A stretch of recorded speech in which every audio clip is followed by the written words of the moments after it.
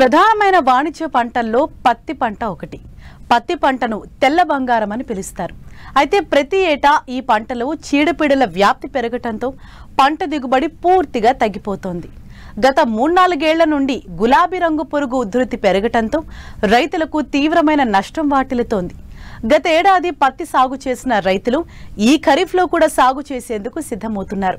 అయితే అధిక దిగుబడులు పొందాలంటే పత్తి తీతల అనంతరం నుండే మేలైన సమగ్ర యాజమాన్య చర్యలు చేపట్టాలని సూచిస్తున్నారు శాస్త్రవేత్తలు.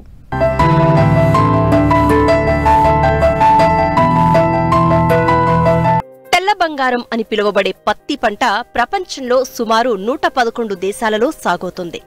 అందువల్లే దీనిని నార పంటల రారాజు అనంటారు.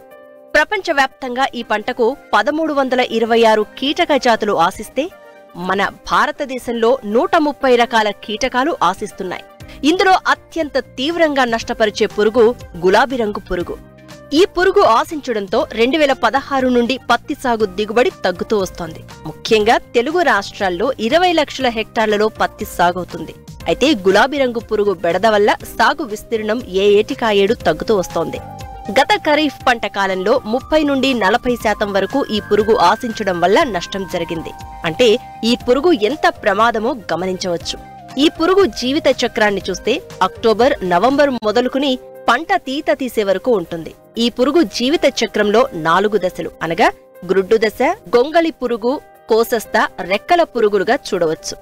గ్రుడ్డు పొదిగి లార్వా దశకి చేరుకున్న 2 రోజుల్లోనే పత్తి కాయలోకి చొచ్చుకొనిపోయి విత్తనాన్ని తిని నాశనం చేస్తుంది. దీనివలన ప్రతి నాణ్యత దెబ్బతింటుంది.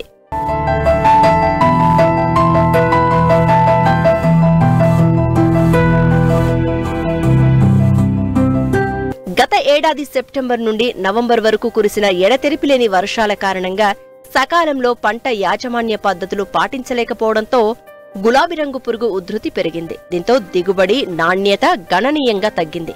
అంతేకాకుండా ఈ పురుగు ఆశించినందుకు ప్రతి తీతలకు కూలీ ఖర్చు విపరీతంగా పెరిగింది.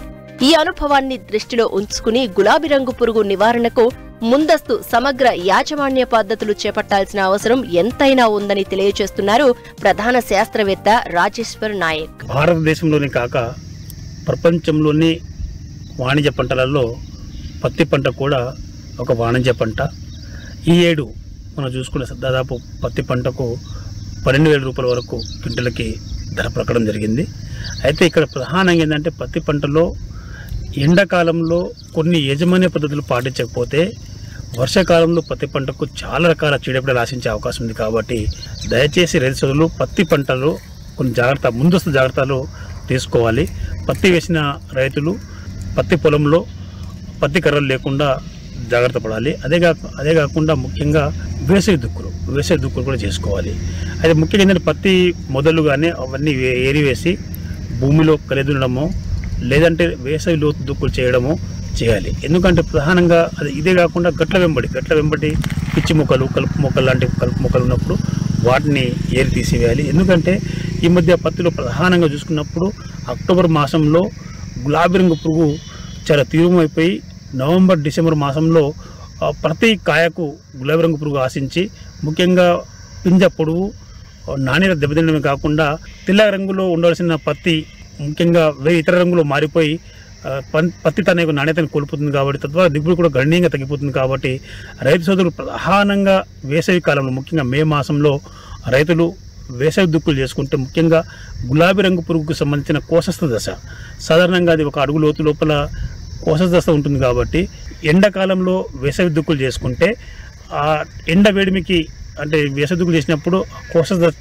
దశ బయటపడితే పక్షులు, కాకులు, చిలుకలు లాంటివి తినడమే కాకుండా ఇంకోటి ఏంటంటే ప్రధానంగా ఎండ వేడిమికి లోనే చనిపోయే అవకాశం కూడా ఉంటుంది. కాబట్టి రైతు సోదరులు ముఖ్యంగా ఈ కొన్ని చిన్న కిటుకులు పాటిస్తే పత్తిలో ప్రధానంగా అక్టోబర్ మాసంలో గులాబీ రంగు పురుగు లాంటి పురుగులు కానీ, లద్దె పురుగు కానీ, అదేవిధంగా శనగపచ్చ పురుగు కానీ ఇలాంటి పురుగులు రాకుండా మనం కాపాడుకోవచ్చు. పత్తిలో సమగ్ర సస్యరక్షణ పద్ధతులు చేపట్టకపోవడం, గులాబీ రంగు పురుగుకి కేవలం పత్తి పంట ఒకటే ఆహారం కావడం, 99% కేవలం బీటీ పత్తిని మాత్రమే సాగు చేయడం లాంటి కారణాల వల్ల గులాబీ రంగు పురుగు బీటీ జన్యువులకు నిరోధక శక్తి పెంచుకోవడం జరుగుతుంది. మన మంచిర్యాల మరియు కుమరంభీం ఆసిఫాబాద్ జిల్లాలో చూసుకున్నట్లయితే దాదాపు ఒక 4 నుంచి 5 లక్షల ఎకరాల్లో పత్తి అనేది ప్రధాన పంటగా సాగు చేస్తున్న సందర్భం.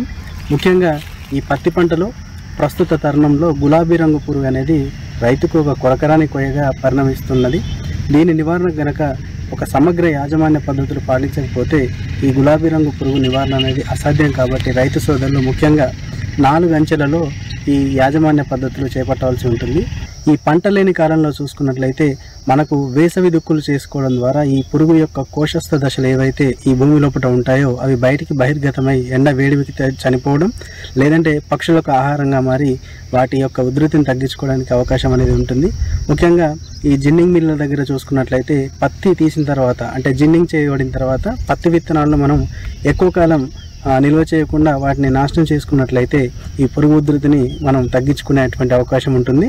రెండో విధానం చూసుకున్నట్లయితే మనకు పంట విత్తుకోవడానికి ముందు అంటే మనం ప్రతి 2 నుంచి 3 సంవత్సరాలకు ఒకసారి పంట మార్పిడి అనేది విధిగా చేపట్టుకోవాలి పురుగు ఉధృతిని తగ్గించుకోవడానికి. అలాగే తక్కువ కాల పరిమితి కలిగినటువంటి బీటీ పత్తి రకాలను మనం ఎంచుకున్నట్లయితే ఈ పురుగు యొక్క జీవిత చక్రాన్ని మనం సమర్థవంతంగా నిర్మూలించి పురుగు ఉధృతిని తగ్గించుకునేటువంటి అవకాశం ఉంటుంది.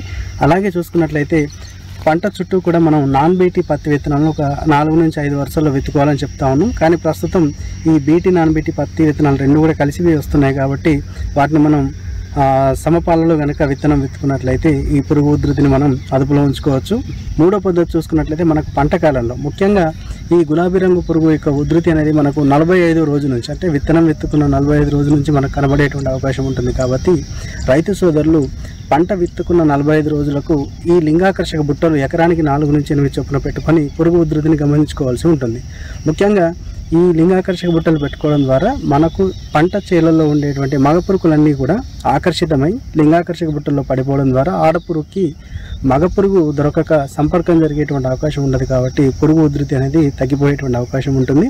అలాగే ఈ లింగాకర్షక బుట్టల్లో పడేటువంటి పురుగుల సంఖ్యను బట్టి అంటే మనం లింగాకర్షక బుట్టలు పెట్టుకున్న తర్వాత ప్రతి 3 రోజులకు గనక రోజుకు 8 పురుగుల చొప్పున 24 పురుగులను కనుక మనం గమనించుకున్నట్లయితే ఈ గులాబీ రంగు పురుగు మన చేనులో ఆర్థిక నష్టపరిమితి స్థాయికి చేరుకునేటువంటి అవకాశం ఉందని గుర్తించి దానికి తగిన రసాయనిక మందులను పిచికారీ చేసుకున్నట్లయితే పురుగు ఉధృతిని మనం తగ్గించుకునేటువంటి అవకాశం దొరుకుతుంది. అలాగే మనకు పంట పూత సమయంలో పూమొగ దశలో ఈ మన వేప నూనె అజాడిరెక్టిన్ 1500 ppm అనేటువంటి రసాయనాన్ని కనుక మనం పిచికారీ చేసుకున్నట్లయితే పురుగు యొక్క గుడ్లని సమర్థవంతంగా నివారించుకునేటువంటి అవకాశం దొరుకుతుంది.